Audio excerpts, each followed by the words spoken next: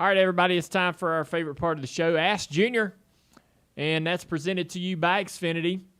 We're live on YouTube, and appreciate everybody in YouTube land for supporting our Dirty Road Media handles and our YouTube channel. We got a lot of great content always coming to you guys every week across all our podcasts and everything else we got going on. So we're taking questions every week at Xfinity Racing on Twitter, and you guys have sent in some good questions. So, Leah, let's get started.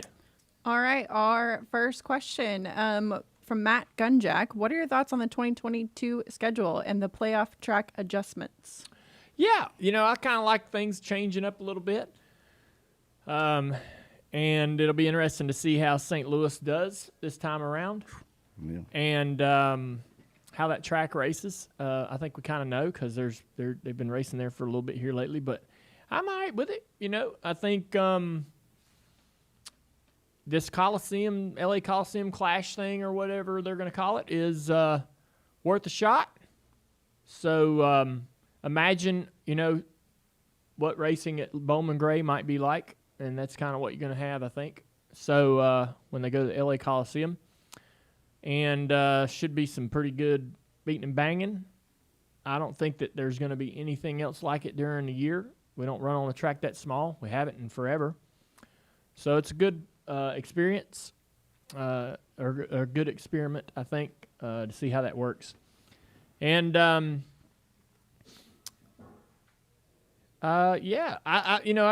think the real, move everything around, change everything around. That's fun.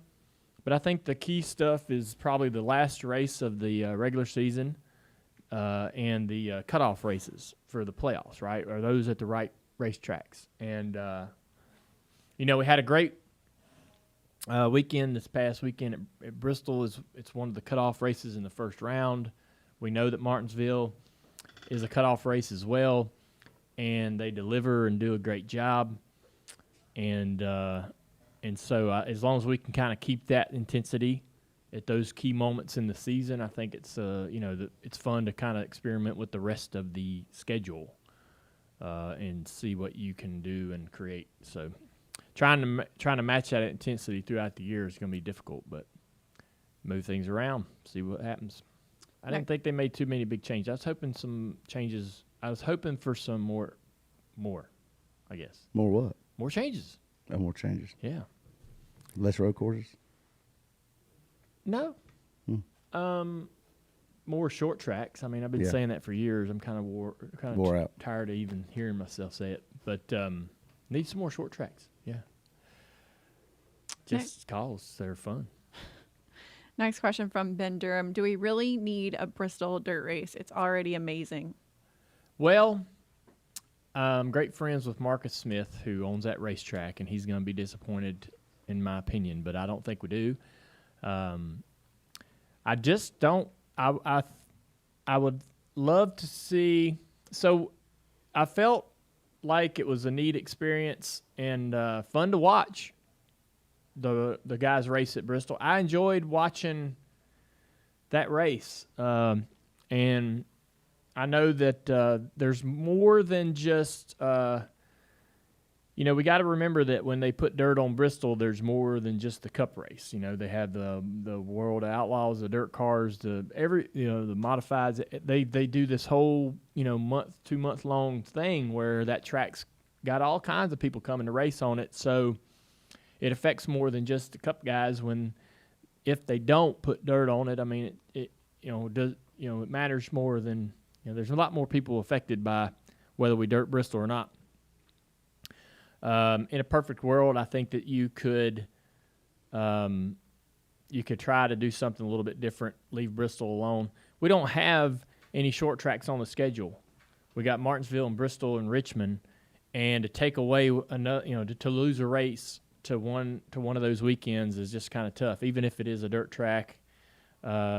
Just to lose a race from Bristol was difficult, and we saw this past weekend what that place can be like when we don't put dirt on it.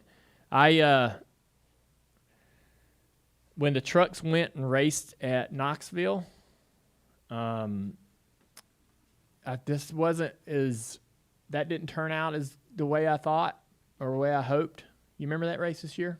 Mm-hmm. Yeah. Yeah, they didn't really Just crashed prep a lot. it for a. Well, they just wrecked the a way they lot. should've. And yeah, That's why it was one groove.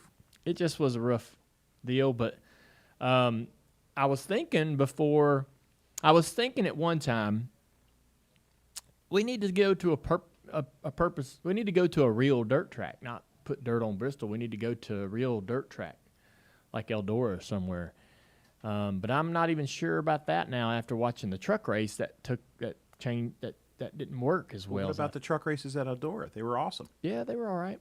They all ran the fence, and if you didn't, you couldn't, After the first year, they were awesome. you couldn't pass. And I don't know. I mean, I think I don't know. Get Kyle Larson in here, and he can tell us where we need to go and race a dirt race. But I don't like losing one of the short. We don't have any short tracks. We don't have enough. We need twice as many as we got right now.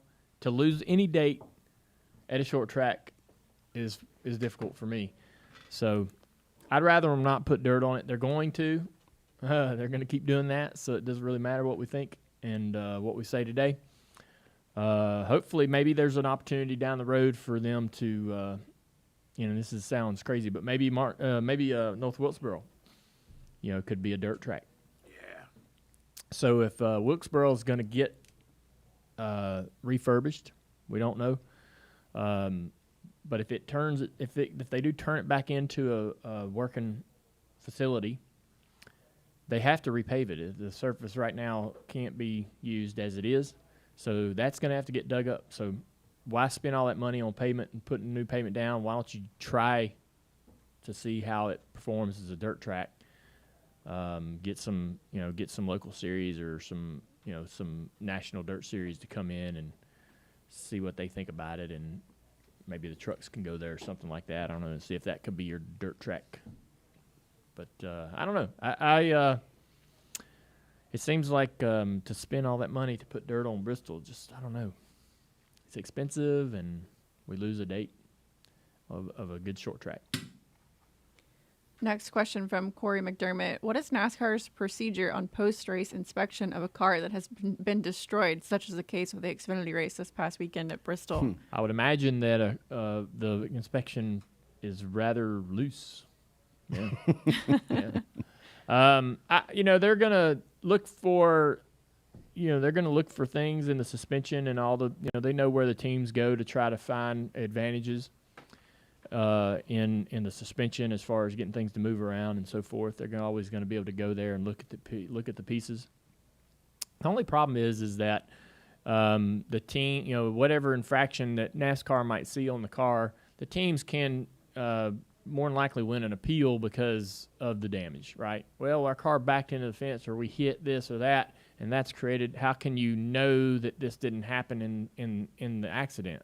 So, especially if you have a crash as bad as the one A.J. Allmendinger had in the Xfinity race, there's no way to be able to prove or check that car properly, and that's just the way it is. So it doesn't happen every single weekend. I don't think that anybody feels like the integrity of the sport's been challenged or I don't think anybody's concerned about the legality of AJ's car. I mean, with the result of that race, it was pretty fun, and everybody's good with how that all went down. So, if they had anything wrong on there, good for them. And, they get the trophy, and we'll go to the next race. Next question from Higgy. Have you ever impeded the progress of a driver intentionally after being on the wrong end of an in-race contact? I think so. Yeah, I think I can't remember ever doing that. And I think, it's pretty clear that Chase, he passed, he come out on new tires and he passed 4 cars and he got in front of Harvick and he kind of just sat there and, and I thought I didn't have a real problem with that. I didn't, and we're probably going to get into this in the open segment, don't you think? Maybe, yeah. Maybe a little bit.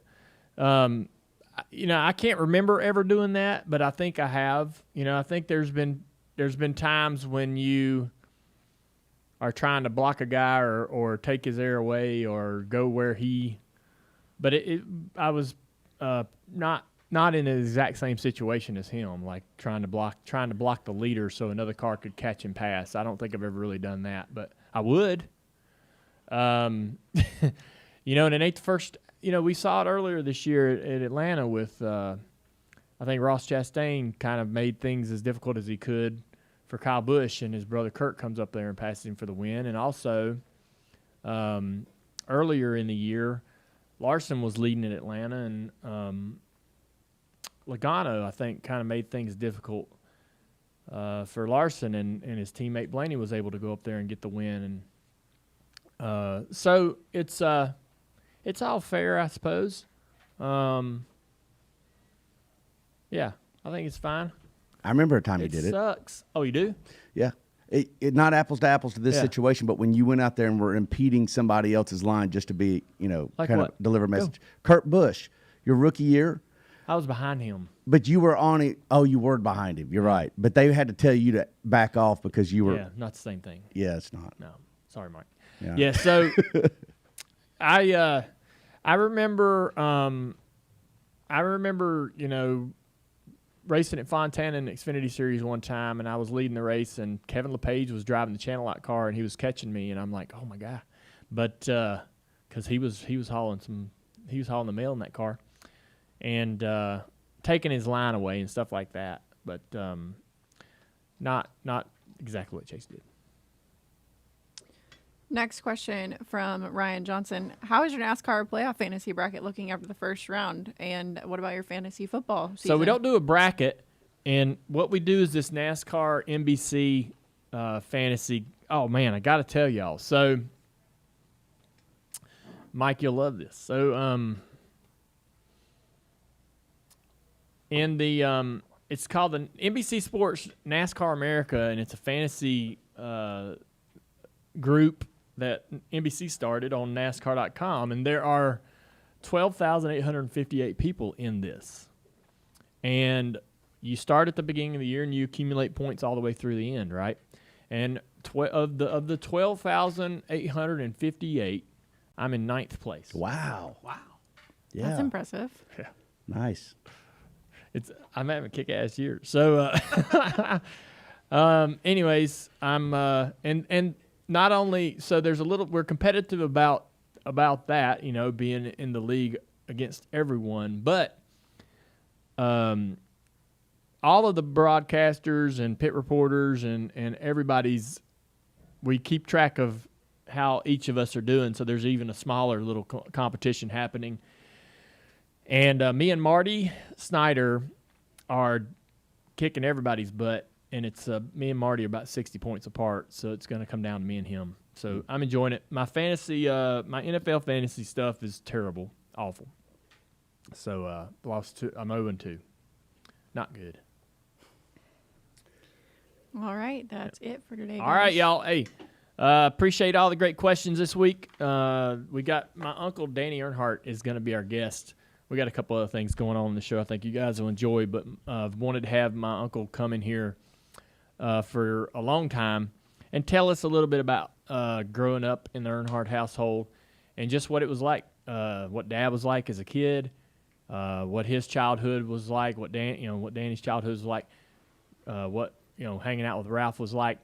Danny works here at Junior Motorsports, has for a really long time in the suspension room, putting together rear ends and spindles and so forth. And so he worked at DEI. He's had a great career in racing, but we're going to get him to tell us about it. So it should be a lot of fun. And appreciate all the great questions you guys sent in to Xfinity Racing on Twitter and for this Ask Junior. And we appreciate Xfinity for supporting our show. And they're proud premier partner of NASCAR. Proud premier partner of NASCAR. It's never easy to say. But we're happy to have them. Thank you.